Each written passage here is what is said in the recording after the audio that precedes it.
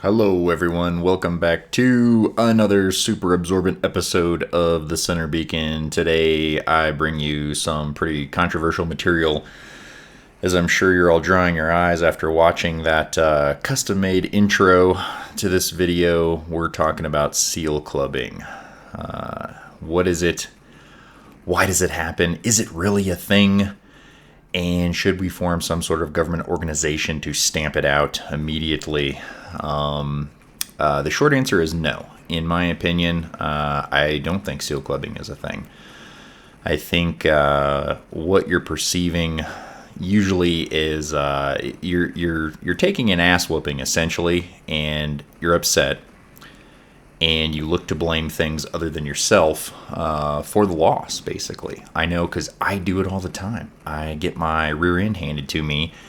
And, you know, as humans, we look to assign blame somewhere, but not with ourselves. We're not programmed like that. We don't work like that. So we like to blame things like, well, he had better bots, or he had higher level weapons, or, you know, he preys on the weak, or he does X, or he does Y, or he does Z. Whatever it was, it ended up in a loss for me and a win for him. So I don't like it, so let's stamp it out. That's kind of how I see it. You know what I mean? I mean, you know, I respect everyone's opinion, and I do understand that there are certain games that create disparities, like this one, because it operates on, you know, various levels of robots and weapons coming together, playing in the same game. And sometimes it's intentional. You know, you can kind of line up and, hey, I'm, you know, a little better equipped than this guy, say. And sometimes Matchmaker kind of does it to you, and you think you're lined up in a certain tier or category or whatever, and, you know, you're going up against max level guys, you know, whatever it is, you kind of got to deal with it. I mean, at some point, every game is a contact sport. And, you know, I see a lot of people on Facebook, you know, they complain about this type of thing. I kind of see as, you know, you're playing the game that the developers gave us. You know, and the idea is to win. And in order to do that, you need to optimize your equipment. You know, you need to run certain kind of gear, certain kind of levels. And when you do that, and you do it effectively, and then, like, you know, you can see right here on the screen, when you do it with friends, it's nasty. But, you know, that's the nature of the beast. And I see a lot of complaining about the seal clubbing in, like, say, like silver. I haven't played bronze in forever. I don't know what's going on in the bronze tier or the beginner tier. I don't know. I'm speaking, you know, generally of what we kind of call silver or think is silver nowadays, because I haven't seen bronze in forever. I play this in gold, and that's it. But I don't really see this as much different if you start out with your buddies and it's 6 Gepards with mags, as opposed to 6 Rhinos with Orkans, because that's all I see in gold. You know, that and, you know, Furies with Tridents and Carnage Zeus's and any other flavor, you know, of ice cream, you know, that you like that gets the job done, based on, you know, its effectiveness and your playstyle. And that's really what you get here. And it's unfortunate that, you know, sometimes they match up full clans against random, you know, assortments of players of various skills who maybe haven't put in the time to understand the game that they're playing. I definitely see that a lot. And I kind of like, you know, think of, you know, seal clubbers. I tend to think of them more as people who have simply learned the game, and they've optimized their equipment for it.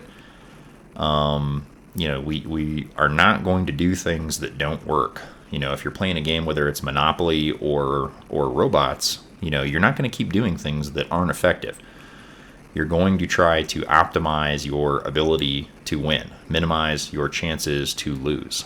And so I don't really believe in the concept of seal clubbing.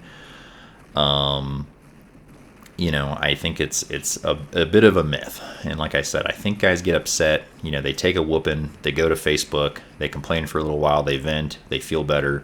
It's human nature. I do it too. I do it to my wife, you know. I complain to her, not the internet. And that's just kind of how it goes. Because I know, like, you know, I run gold solo a lot because of the hours I keep, so I don't get to run with my clan buddies as much as I would like to, and, you know, I'm getting my rear end handed to me 50% of the time, if not more. The other night I played, I think, 5 games I had time for. I lost 4 of them. So it was a miserable evening, and, I had my rear handed to me.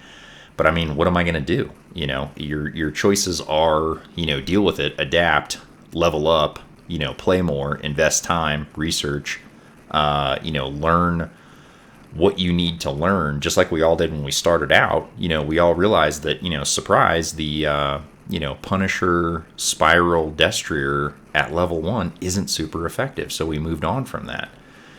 And I think that's kind of what needs to happen here is you need to adapt tactics. Just as a real quick, pro tip, the best counter to a Trimag Gepard is another Trimag Gepard. If you don't have them, if they cost gold, then save. You know what I mean? It's the nature of the beast. It's just like before I had 3 rhinos and all this other junk that I've got in my gold hanger. I didn't have any of that stuff. I was going to gold with, fairly basic stuff. And, again, getting it handed to me. So, you adapt. Same thing like when I started out with bronze. You had farmers back then when I was in bronze. Guys running out with, friggin' Rogatkas were real popular at the time. Double Terran Rogatkas just, melting faces left and right. There wasn't a lot to be done in a Destrier or a Cossack, but you learn and you adapt. And I understand that they're trying to make Matchmaker more fair. I appreciate that. I'm hoping this new system they're coming up with is going to make everyone happy. I don't know if it will.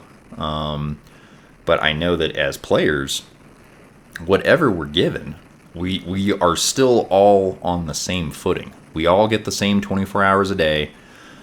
There isn't anything in this game that I can have that you can't.